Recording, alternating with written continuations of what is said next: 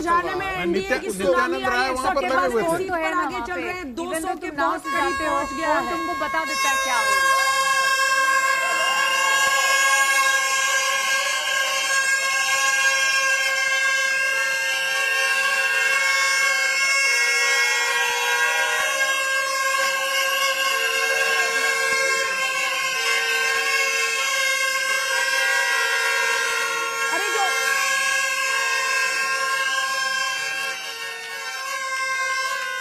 एक बार थोड़ा ऊपर भी दिखाइए, जो बच्चे पीछे बैठे हैं,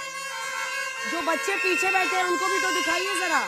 देखिए वो बेचारे इतने उत्साहित हैं, वहां से दिखाइए जो पीछे में बच्चे हैं, पीछे में जो है वो देखूंगे।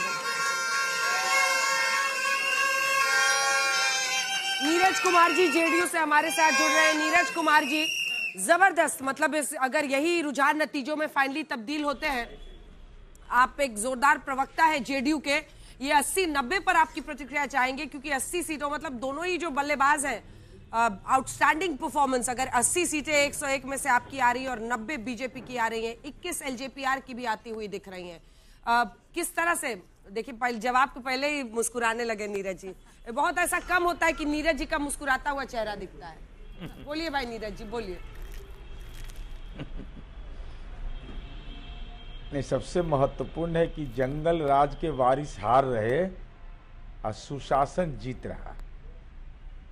जो हमारा गठबंधन था और जिस ढंग से आपत्तिजनक टिप्पणी आदरणीय प्रधानमंत्री जी की मां के बारे में, बच्चे को प्रशिक्षण दिया जा रहा था कट्टा का, ये सारे कृत्य किए जाते रहे।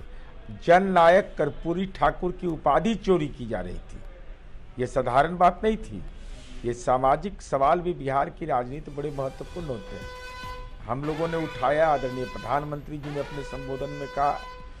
तो ये पूरे तौर पर जिस ढंग से भ्रम का बादल बनाया गया था तेजस्वी यादव के बारे में कि हमने नौकरी दी, एक ही नारा लगा रहे थे बार बार, कोई नहीं पूछ रहा था कि 24 में तो भी यही आप बात बोले थे, पढ़ाई लिखाई, दवाई, रोजगार, पलायन, ये सारे मुद्दे इनके पहले ही जनता के भी रिजेक्ट थे। और अभी मैं सुन रहा था कि जंगल राज की चर्चा क्यों करते। अरे भाई, कभी तेजस्वी जी ने यह कहा कि डॉक्टर राम मनोहर लोहिया का समाजवाद हम मानते हैं, वो तो लालूवाद को विचारधारा मानते हैं। और अभी उनका बयान निकाल लीजिएगा, वो भाषण में कहते थे कि उम्र के तो हम कच्चे हैं, मैंने 36 साल उम्र हो गया, 2 बाल बच्चा भी इनको है, ये कच्चा ही है अभी। तो जो कच्चा रहेगा उसको बिहार की जनता नेतृत्व सौंपेगी। और 4 स्टेट में मुकदमा दर्ज है इन पर। लीडर ऑफ अपोजिशन हमको नहीं लगता है देश में ऐसा कोई होगा।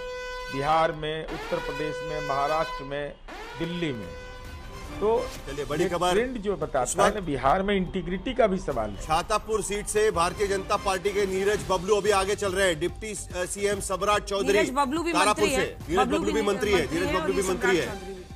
सुशांत सिंह राजपूत के केस के वक्त काफी उनकी रिएक्शंस आती थी यहाँ से, लेकिन छातापुर की मुझे लगता है, लेकिन आशुतोष जी, जिस पर चर्चा काफी होनी जरूरी है, एक तो वीआईपी का खाता ना खुलना, जिनको आपने डिप्टी सीएम का कैंडिडेट बनवाया, और कांग्रेस का इस तरह से फ्रिंज पार्टी के रूप में 5 सीटें तो पिछली बार वो वैसे ही ले गए थे, 4 सीटों पर 30 पर आ गई है। नंबर 1 पार्टी जब आरजेडी कितनी बुरी हालत है तो फिर बाकी पार्टियों को सवाल ये नहीं फेल हो गया तो डब्बों क्या होगा। चलिए एक बार जरा बिहार काउंटिंग डे पर आज तक के लिए जो आज तक देखो एलईडी जीतो कॉन्टेस्ट है, उस पे इस वक्त का, इस घंटे का सवाल देख लीजिएगा। स्वतंत्र भारत के बाद बिहार के पहले मुख्यमंत्री कौन बने थे?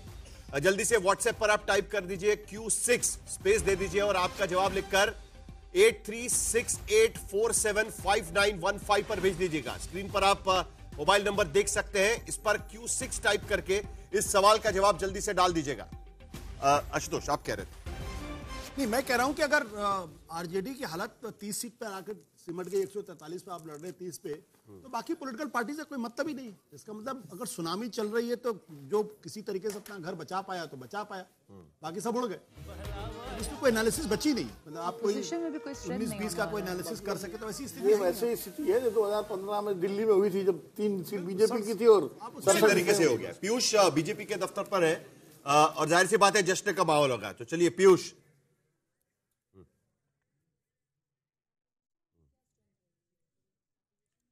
पीयूष के पास ही हम। पीयूष, अगर आपको आवाज आ रही है, भारतीय जनता पार्टी के दफ्तर से पीयूष जुड़ रहे हैं। हाँ। जी अभी नहीं आया। चेक जी बिल्कुल मुझे आवाज आ रही है साहिल। और चाहे वो बीजेपी के दफ्तर हो चाहे वो जेडीयू का दफ्तर हो, दोनों दफ्तर आमने सामने ही है। महज 50 मीटर की दूरी का फासला है। और घूमते हुए मैं जेडीयू दफ्तर आ पहुंचा हूं और आप यहाँ पे देखिए कैसे शंख जो है वो बजाया जा रहा है यहाँ पे कार्यकर्ताओं के द्वारा। और साथ में एक तरफ जहाँ नरेंद्र मोदी की तस्वीर उनके हाथ में है, वहीं दूसरी ओर नीतीश कुमार की भी तस्वीर है। तो जश्न का माहौल जो है पूरी तरह से देखा जा सकता है। शंख यहाँ पर बजाया जा रहा है। क्या कारण जी, ये विजय शंखनाद है और ये सुशासन की सरकार है। और बिहार के जनता जनार्दन, महिलाएं, माताएं, बहनें ने ये साबित कर दिया है कि अभी भी जो है ये सुशासन की सरकार, एनडीए की सरकार, मोदी जी, नीतीश जी के रूप में और नीतीश जी के नेतृत्व में ये स्थापित है। और स्पष्ट जनादेश के साथ ये साबित कर दिया गया है। विजय शंखनाद यहाँ पर बजता हुआ आपको दिखाई दिया साहिल। और वहीं दूसरी ओर एक और तस्वीर दिखाऊं मैं आपको, बहुत खूबसूरत। छोटू सिंह जो जेडीयू के बड़े नेता हैं, वरिष्ठ नेता हैं, वो यहाँ पर मिठाई के डब्बों को लेकर बैठ गए कि जो यहाँ से गुजरेगा उसको मिठाई मिलेगी। और इस तरह से यहाँ पर जश्न मनाया जा रहा है। कितने लड्डू का पैकेट खत्म हो? 125 किलो मिठाई आया हुआ है। 225 था, 225 फिर से नीतीश पक्ष विपक्ष जो भी लोग आ रहे हैं सबको मिठाई खिला रहे हैं। हम लोग दशहरा, होली, दीपावली मना रहे हैं।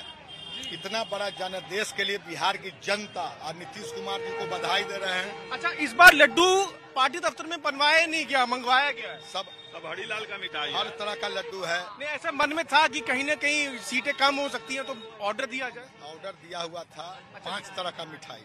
ये बैनर देखिए, बैनर देखिए, घुमाइए। ये बैनर परसों से लगा हुआ है। 2025 से 2030 फिर से नीतीश। अच्छा, पहले ही बधाई दे दिया। हाँ, देख लीजिए। पूरा आश्वस्त थे आप कि इस तरह की परफॉर्मेंस रहेगी? हमने जनता के बीच घूमने का काम किया। 25 विधानसभा में आप ये तस्वीरें वहाँ की दिखाते रहिए।